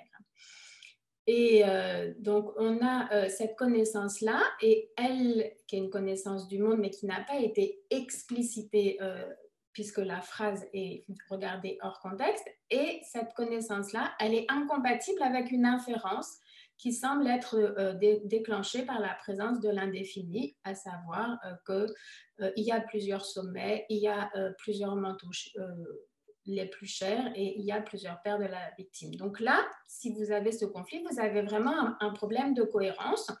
Et ce problème de cohérence, on peut l'éviter en utilisant autre chose, donc l'indéfini. On n'est pas obligé d'utiliser le défini, comme on l'a vu tout à l'heure avec Laurent. On peut dire Paul a acheté un des manteaux les plus chers de la boutique. Mais du coup, le superlatif va être pluriel, un des manteaux les plus chers de la boutique, et on aura présupposé qu'il y avait plusieurs manteaux au même prix, qui est le prix maximal. Donc là, on a vraiment un problème de cohérence. Par contre, dans le cas de 6 et 7, on a aussi un problème de cohérence si on utilise l'idée de présupposition, mais on voit que c'est différent parce qu'on a des petits discours, en fait. On a des enchaînements de 2 phrases, et on voit que après une première phrase, comme « Jean a fait une grosse bêtise », c'est bizarre de continuer en disant « il ne la fera pas ». Il ne la fera, il faut que j'enlève ce « ne » pas. Qu'est-ce que ça veut dire? En fait, il ne la fera pas, alors que si on veut dire « Jean a fait une grosse bêtise, il ne la fera plus », ça marche très bien. Donc, pourquoi est-ce qu'il y a quelque chose de bizarre dans « Jean a fait une grosse bêtise, il ne la fera pas ». On peut donner l'explication en disant, en fait, il ne la fera pas, on a mis pas, alors qu'on aurait pu mettre plus. Si on avait mis plus, on aurait bien, en fait, évité l'antiprésupposition que j'avais mis dans le premier tableau, cette antiprésupposition qui disait que l'événement n'avait jamais eu lieu avant. Et du coup, on a évité une incohérence. Et là aussi, en fait, en 7, on peut faire un peu la même chose. On dit Jean est malade, on continue par Marie est malade. C'est un peu bizarre. Pourquoi? Parce que Marie est malade, on aurait pu dire Marie aussi est malade. Et si on avait dit Marie aussi est malade, alors on aurait bien un discours qui serait bien formé. Jean est malade, Marie est malade aussi. Si on ne met pas aussi, c'est qu'on pense que ce n'est pas possible de mettre aussi, donc c'est qu'on laisse entendre que Marie est seule malade. Et du coup, on a, une explication qui est du même type que celle qu'on a fait pour les exemples 1, 2, 3, mais quand même, c'est beaucoup plus difficile dans ce cas-là, dans le cas des discours 6 et 7, de dire qu'il y a une antiprésupposition liée à « il ne la fera pas » ou bien « Marie est malade ». C'est déjà difficile de savoir quel est le contenu de cette présupposition, et en plus, en fait, c'est difficile. Dans le cas de 7, c'est d'autant plus difficile qu'on n'a pas de terme, en fait, qui déclenche l'antiprésupposition. On n'a pas quelque chose comme « pas » ou quelque chose comme « un », etc. Donc, on pourrait dire, en 7, qu'on a déjà quelque chose, une antiprésupposition ici, en fait, qui est au niveau de Jean est malade, qui a été générée. Donc, en fait, ça nous paraît moins naturel quand on dissèque, en fait, le raisonnement, de faire appel au concept d'antiprésupposition pour expliquer les dièses ici, les anomalies en 6 et en 7. Et donc, comme je vous le disais, c'est moins naturel d'abord parce qu'en 7, par exemple, il n'y a pas de déclencheur de l'antiprésupposition. Comparer l'absence d'un mot à aussi, ça veut dire qu'il faudrait comparer l'absence d'un mot à tout plein d'autres mots possibles. Déjà, encore, jamais, etc. Donc, c'est comme si on enclenchait une infinité de calculs possibles, ce qui n'est pas très naturel. Et par ailleurs, en fait, dans le cas des implicatures, on ne parle pas vraiment normalement d'accommodation. Donc, il n'y a pas vraiment besoin de dire qu'on accommode une anti-présupposition. Donc, peut-être que si on cherche à expliquer le problème autrement, on aura une meilleure réponse. Et ce qu'on peut peut-être dire, en fait, c'est que si 6 et 7 nous paraissent bizarres, ce n'est pas parce qu'il y a une inférence qui est contraire à ce qui a été asserté dans la première phrase du discours, mais c'est plutôt en fait parce que le discours en tant que tel, 6 ou 7, mais c'est très visible pour 6, on ne comprend pas bien de quoi il veut parler, puisque c'est comme s'il n'y avait pas de lien entre la première et la deuxième phrase.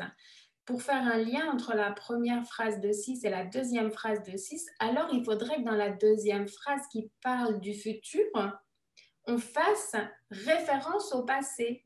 Puisque Jean a fait une grosse bêtise, ça parle du passé, et après on parle du futur. Peut-être qu'il faut dire que ce futur est dépendant du passé. Et quand on ne met plus, on fait ce lien entre le passé et le futur. Et ce qu'on remarque aussi, c'est que dans les exemples comme ces histoires de bêtises, d'erreurs, etc., il y a d'autres façons de rétablir le discours, de le rendre meilleur, de supprimer l'anomalie sémantique, que d'utiliser une présupposition. On peut, par exemple, utiliser quelque chose comme ici en 30b. On pourrait dire « Jean a déjà fait cette erreur », parce que j'ai changé une grosse bêtise par cette erreur. « Jean a déjà fait cette erreur, il ne la fera pas cette fois-ci ». Et donc, on n'a pas mis « plus ». Hein, c'est pas « il ne la fera plus », mais « il ne la fera pas cette fois-ci ». Cette fois-ci, personne ne va dire que c'est présuppositionnel, en fait. Il n'y a pas de présupposition qui nous rapproche du passé, etc., qui ferait le lien avec la première phrase. Mais par contre, il y a un lien que cette fois-ci fait, parce que cette fois-ci, il génère un contraste entre cette fois-ci et le déjà d'une fois passée. Donc, cette fois-ci, en un sens, a un rôle aussi de cohésion. Et là, c'est une cohésion par relation discursive de contraste. Et on sait, mais j'ai mis C pour dire qu'en fait, on voit qu'on peut utiliser un marqueur présuppositionnel, mais on peut même en utiliser le redoubler. Et donc, on pourrait dire, Jean a déjà fait cette erreur, il ne la et là, ça fait le préfixe qui génère une présupposition, il ne la refera plus. Donc, on peut présupposer, et si on dit qu'il faut présupposer maximalement, peut-être il faut présupposer autant que c'est possible, et donc il faudrait toujours mettre le plus de présuppositions possible. Ça paraît assez bizarre, en fait. Donc, ce qui semble, c'est que dans ces exemples de discours, ce n'est pas vraiment un problème de maximiser les présuppositions, en fait. Il faut trouver à rendre le discours cohérent, à faire apparaître la cohérence du discours. Et la présupposition est un moyen de faire apparaître cette cohésion discursive, mais ce n'est pas le seul. Et en 31, c'est la même chose. Donc, j'ai pris un autre exemple. Là, c'est un exemple qui paraît pas très bon, 31A. Dans toutes les classes, il y a de bons élèves. Il y en a de mauvais. C'est pas très bon. Par contre, si vous dites dans toutes les classes, il y a de bons élèves et il y en a de mauvais, là, ça devient bon parce que vous avez utilisé en fait ce connecteur-là qui marque que vous avez un certain type de structure discursive. Et vous pouvez utiliser ce connecteur et le terme présuppositionnel. Donc, on peut mettre le plus de cohésion possible. Il n'y en a jamais trop d'une certaine façon. Un discours n'est pas trop cohésif, mais le problème, c'est quand il n'y a pas de cohésion, quand il manque de cohésion. Donc, je vais laisser ces exemples qui sont des exemples de dialogue qui sont d'une autre nature. Et donc, en fait, si on résume, et puis comme ça, j'ai presque fini, ce qui nous était apparu au début comme un problème unique, le fait devoir utiliser une expression présupposante plutôt que sa contrepartie, en fait, ça correspond à deux problèmes assez différents. Parce que utiliser une présupposition, c'est un remède qui peut servir pour deux choses, soit pour résoudre un problème de cohérence, dans le cas des exemples où il y a conflit entre un implicite et les connaissances du monde, qui sont d'ailleurs souvent elles aussi laissées implicites. Et c'est dans ce cas-là, et simplement dans ce cas-là, quand il y a un problème de cohérence, que présupposer est obligatoire. Dans le deuxième cas, quand on a plutôt un problème au niveau du discours qui est un problème de cohésion, on peut présupposer, mais présupposer, c'est une solution parmi d'autres. Et en vérité, dans le deuxième cas, le concept d'anti-présupposition n'apporte pas grand-chose. On n'en a pas besoin. En fait, on n'a pas généré une anti-présupposition et pour éviter le conflit avec le discours précédent, on utiliserait l'expression présupposante. Donc, voilà, pour conclure, je dirais qu'on a travaillé, ce travail sur tous ces exemples ont amené un peu à raffiner la typologie des implicites et à montrer qu'il y a quelque chose qui correspondrait, qu'on peut appeler anti-présupposition. Ce sont des implicatures, ce n'est pas ni des implications logiques ni des implicatures scalaires. Par contre, ce qui est intéressant, c'est que ce travail sur les anti-présuppositions a amené à mettre en avant un rôle important des présuppositions, qui est un rôle discursif, pas un rôle informationnel. Et les présuppositions n'apportent pas de l'information nouvelle, disons, ce n'est pas leur premier usage ou leur seul usage, mais elles apportent de la cohésion. Et du coup, ça amène à souligner l'importance de la différence des types de contenus dans une analyse sémantique. Par exemple, quand on parle de l'assertion, eh ben, il y a un problème de redondance avec l'assertion. On ne peut pas asserter plusieurs fois la même chose. Ce n'est pas, disons, standard. Ça peut générer une anomalie sémantique. Alors qu'au contraire, en fait, avec la présupposition, on peut présuppositionner plein de fois. Ce n'est pas un problème. C'est même assez normal dans les chaînes anaphoriques. On présuppose beaucoup, plusieurs fois. Et la présupposition, elle ne génère pas en tant que telle de la redondance. Au contraire, elle génère de la cohésion et cette cohésion a une vertu au niveau de la, disons, entre guillemets, de la grammaire du discours. Donc, dans un discours, on peut dire que les discours sont soumis à des contraintes de cohérence. C'est vrai qu'on ne peut pas faire un discours où on dit une chose et son contraire. C'est mal formé. On ne peut pas non plus faire un discours où on dit une chose et puis ce que j'ai mis entre accolades ici, en fait, c'est le contraire d'une connaissance du monde. Donc, on ne peut pas avoir un implicite, faire une inférence implicite qui correspond au contraire d'une connaissance du monde. Ça génère un discours ou une phrase mal formée. Par contre, vraiment, les contraintes discursives, il y a la contrainte d'informativité qui est connue, mais il y a aussi une contrainte de cohésion. Et là, en fait, les présuppositions jouent un rôle important dans la cohésion, c'est-à-dire que si vous avez un contenu présuppositionnel et qu'ensuite, vous assertez quelque chose qui reprend en fait cette présupposition, ça crée de la cohésion. C'est une manière de lier de la cohésion, de créer de la cohésion. Donc, c'est une manière de produire un discours bien formé. Après, j'avais fait un truc, mais bon, c'était juste, j'ai pas réussi à le faire bien, mais c'était juste parce que comme c'est le confinement et que en fait je fais plein de puzzles parce que j'ai pas le droit d'aller au théâtre et tout ça. Je crois que je fais une espèce je sais pas. Je pense toujours, je vois tout sous forme de pièces de puzzle. Donc je me suis dit que quand on construisait un discours, on pouvait avoir à choisir entre une pièce du puzzle qui était comme celle-ci ou une pièce du puzzle qui était comme celle-là. Donc, celle-ci, ce serait une pièce où il n'y a que de l'assertion. Et celle-ci, ce serait une pièce où vous avez à la fois une phrase qui contient une présupposition et une assertion. comme Jean ne fera plus de bêtises.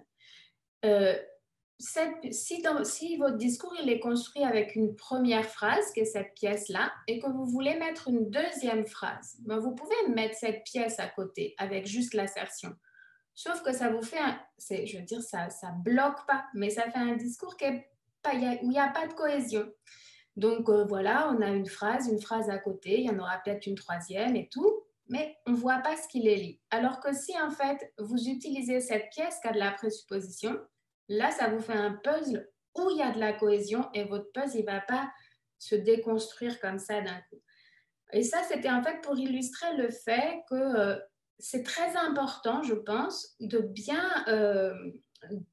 comprendre, sans doute de façon inconsciente, mais de bien utiliser les présuppositions et les implicites en général, parce que quand on les présuppose, quand on les utilise pas bien, eh ben, en fait, on croit que les discours, c'est des choses comme ça, et les éléments, ils n'ont pas de lien les uns avec les autres, donc finalement, on retient rien parce qu'on n'a pas retenu le lien. Alors que quand on utilise bien la cohésion, et donc bien les implicites, et en particulier les présuppositions, on a une maîtrise du discours qui est plus solide.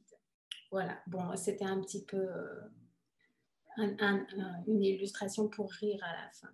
Voilà, rire, je ne sais pas, mais pour me détendre, moi, en tout cas. Voilà, j'ai terminé. Je pense que je vais faire un truc avec merci. Voilà. Ben, on te remercie beaucoup, Claire. J'ai vu qu'il y avait des mains levées. Ah, alors attends.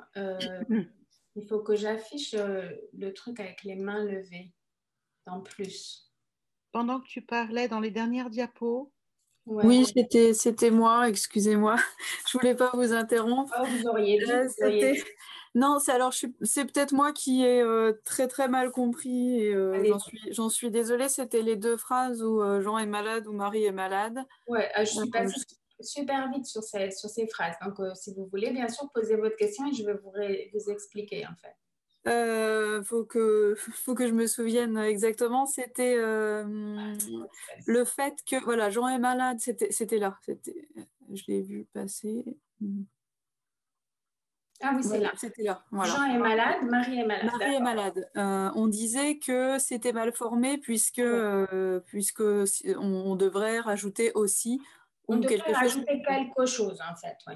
Voilà, parce que ce serait mal formé.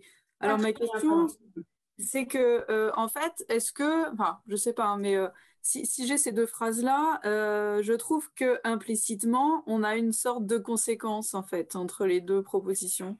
Alors, c'est possible, vous pouvez penser ça, mais donc ce que vous faites, c'est que vous êtes obligé de rétablir quelque chose, d'accord ? Comme si on se sentait obligé de rétablir, de s'accommoder de quelque chose, comme si, de fait, on allait chercher... dans cette redondance qui nous gêne, on allait chercher autre chose, un sous-entendu. Un peu comme Jean est malade, Marie est malade, comme par hasard. Je pense que c'est très juste ce que vous dites et ça souligne juste le fait, ce que vous dites, qu'effectivement, ce discours, cette succession des deux phrases en 7, elle pose un problème. Et donc, on est obligé d'enrichir l'interprétation parce que comme ça, ce n'est pas naturel. Ce que disent les gens en général quand on leur donne cet exemple, en fait, c'est disent, mais si on peut très bien dire Jean est malade, Marie est malade. Par exemple, si on dit Jean est malade, Marie est malade, tout le monde est malade dans cette famille. Voilà. Donc, en fait, c'est l'idée qu'on a une énumération et ensuite on fait, on explicite le fait qu'il y a une énumération.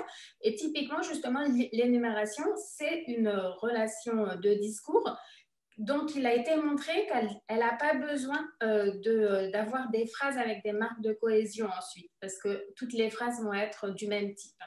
Donc, ça va dans le sens en fait, de l'analyse, qui est qu'il y a quelque chose d'un peu bizarre à voir Jean est malade, Marie est malade, sans rien de plus. Si vous dites quelque chose de plus, du coup, ça marche bien.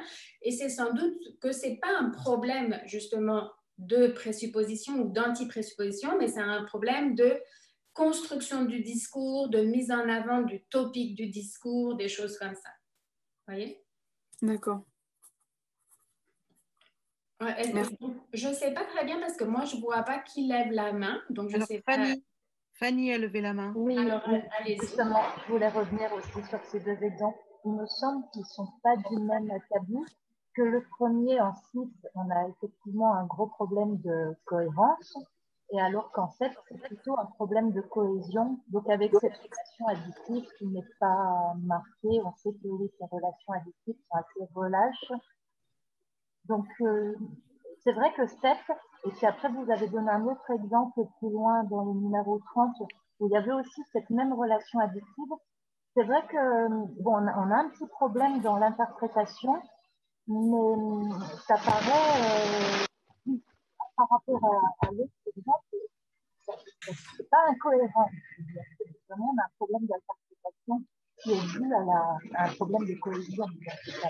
Alors, moi, je suis d'accord que le problème, c'est un problème de cohésion, mais ici, donc en 7, c'est un problème de cohésion, mais en vérité, en 6 aussi, c'est un problème de cohésion parce qu'il n'y a rien d'incohérent à dire que quelque chose s'est passé et à dire que dans le futur, cette chose, il ne la fera pas avec fera, vous mettez du futur, cette chose ne se passera pas. Ce n'est pas incohérent. C'est pas comme quand on dit A et non A. Dans ce cas, on parle du passé et dans l'autre cas, on parle du futur. Et le problème, en fait, du discours 6, c'est qu'on ne voit pas le lien, on ne voit pas ce qui est important, etc. Et c'est pour ça qu'on a besoin d'utiliser, ou on peut, pas on a besoin, mais on peut utiliser plus, parce que si on n'utilise plus, alors, avec la présupposition de plus qui est, ça s'est déjà passé dans le temps précédent, alors on fait le lien entre la deuxième phrase et la première. Et en fait, mademoiselle ou madame, je ne sais pas, je ne me souviens plus comment vous vous appelez, la première personne qui a parlé. Je ne vois pas votre nom, je ne vois pas grand-chose en fait. En fait, vous avez dit qu'il faut rétablir un lien rhétorique en fait. Donc, Jean est malade, donc Marie est malade, ou un truc comme ça, que vous aviez proposé pour cette. Là, c'est pareil ainsi. C'est Jean a fait une grosse bêtise, donc il ne la fera plus parce qu'il en a mesuré l'importance d'une certaine façon. Oui, c'est plus clair comme ça, c'est vrai. Merci pour les explications. Donc, Béatrice, tu peux me dire s'il y a des questions où les gens vous prenez la parole parce que moi, je ne peux pas distribuer la parole, je ne sais pas qui lève la main. Anna Schrej, bonjour Claire. J'ai une question à vous poser. Vous mettez d'un côté disons, vous donniez l'erreur de Jean pense que 2 et 2 font 4, pas quelque chose comme ça. Ouais. Et puis, équivalent, Jean pense que la Terre est ronde. Je ne sais pas pourquoi. Équivalent, comment ça, équivalent? Disons qu'il n'y a pas la même chose. C'est pas la même chose de dire Jean pense que Marie est enceinte et Jean pense que 2 et 2 font 4. D'accord? Il y en a un qui est acceptable, l'autre qui ne l'est pas. Alors, attendez, prenons les deux phrases. Donc, Jean pense que Marie est enceinte. Jean pense que Marie est enceinte. Bon, ça, ouais. D'accord. Ouais. Par contre, Jean pense que 2 et 2 font 4. Ouais. C'est bizarre.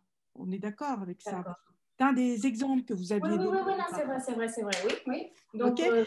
Et vous mettiez sur le même registre, donc Jean pense que des 2 font 4 et Jean pense que la Terre est ronde, qui est bizarre aussi a priori.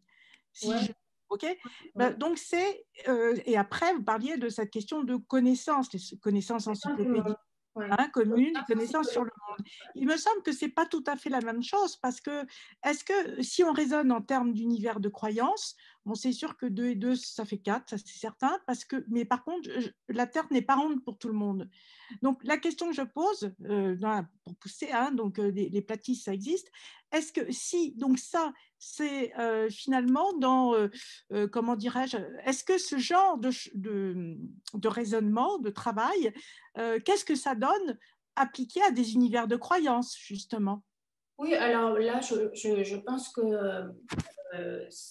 quand je dis connaissance du monde, en fait, c'était de façon globale. Donc, je pense qu'en vérité, il n'y a aucune connaissance du monde dont on soit sûr que tout le monde la partage. Par exemple, si vous parlez d'un enfant très jeune, vous pourrez dire je ne sais pas, Jean qui a 3 ans, il pense que 2 et 2 font 4. C'est un génie. Il a déjà l'intuition du calcul. Donc, l'idée, c'est qu'effectivement, le point, c'est de construire des connaissances communes aux interlocuteurs. C'est pour ça qu'à un moment, j'ai parlé de négociation, en fait.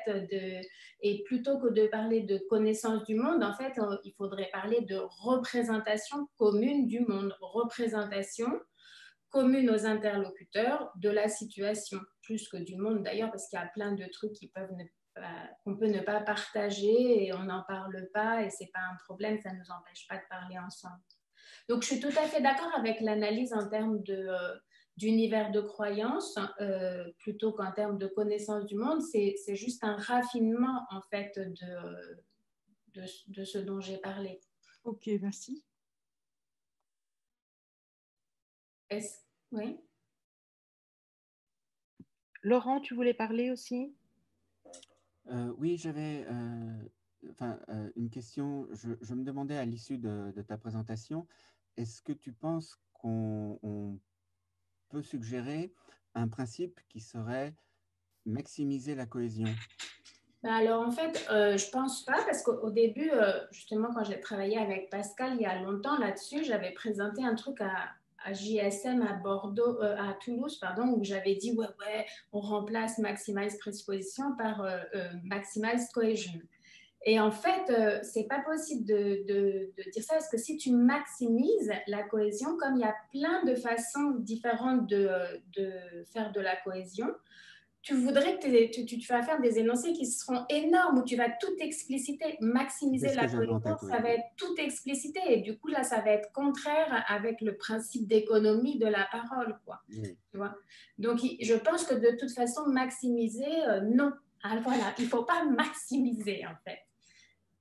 Mais par contre, c'est intéressant de voir qu'il y a besoin de cohésion. C'est-à-dire, c'est pour ça que c'est plus intéressant. Enfin, on peut essayer de formuler des règles générales qui seront plutôt des règles, en fait, d'agrammaticalité, c'est-à-dire l'absence de cohésion est un problème. S'il y a 0 marque cohésive, c'est un problème. Mais sinon, en fait, il ne faut pas maximiser.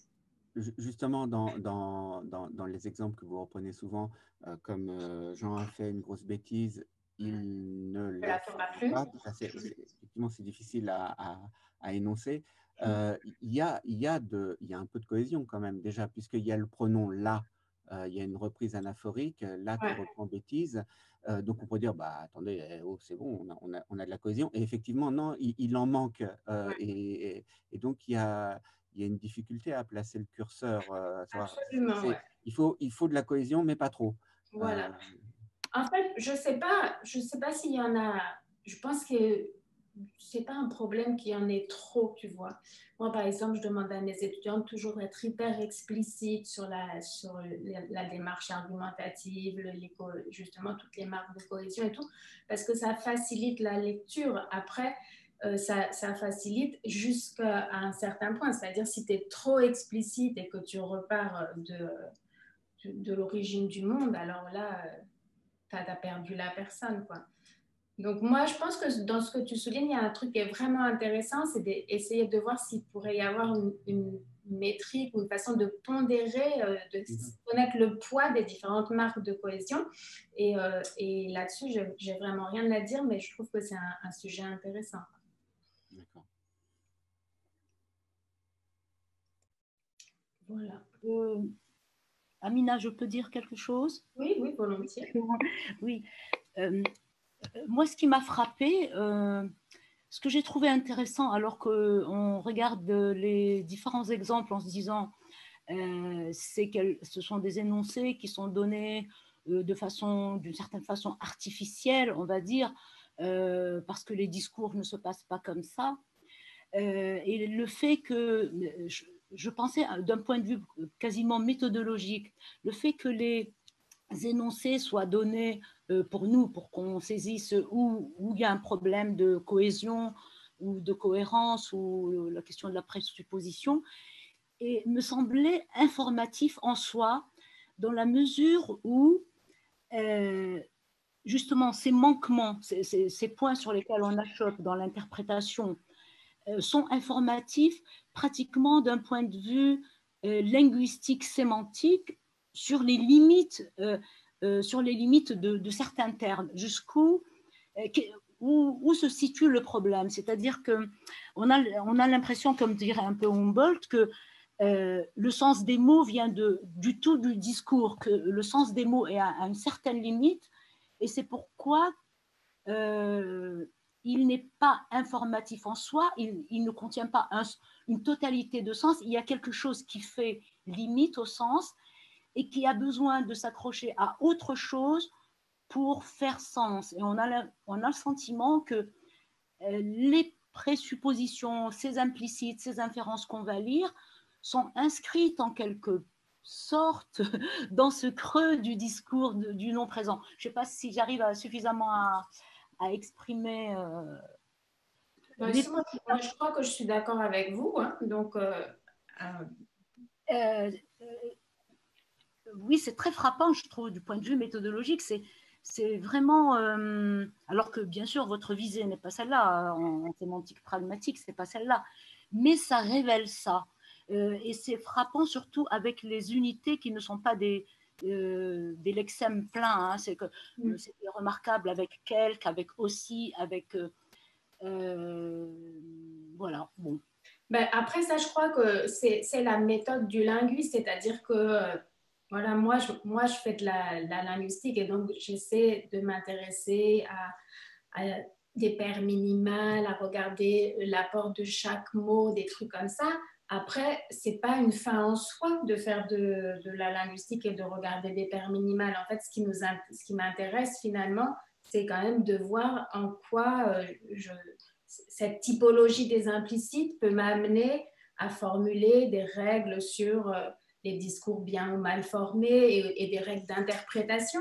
Et ça, je pense que c'est vraiment important pour la compréhension en général, en fait. Si je m'intéresse à la sémantique, c'est dans le cadre d'une théorie de l'interprétation ou de la production, finalement. Vous voyez ? Mais c'est la méthode, je trouve que cette méthode, effectivement, c'est la méthode de l'analyse un peu, de descendre au niveau vraiment de l'analyse des différentes étapes dans le processus du calcul de l'interprétation.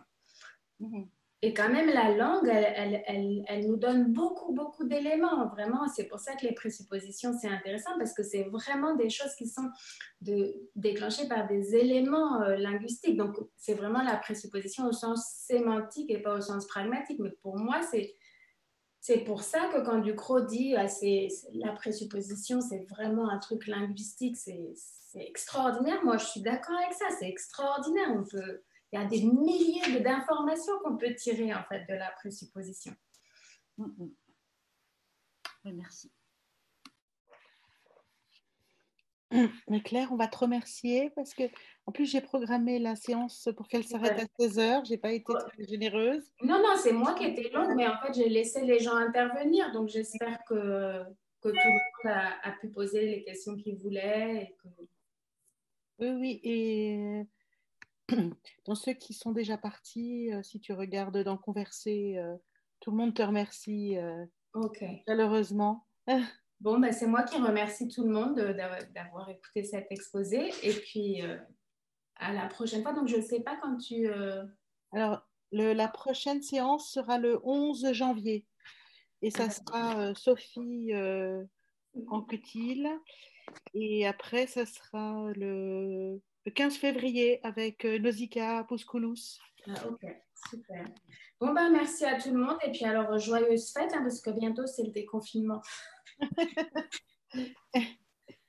Merci Claire. Merci beaucoup. Merci infiniment. Merci.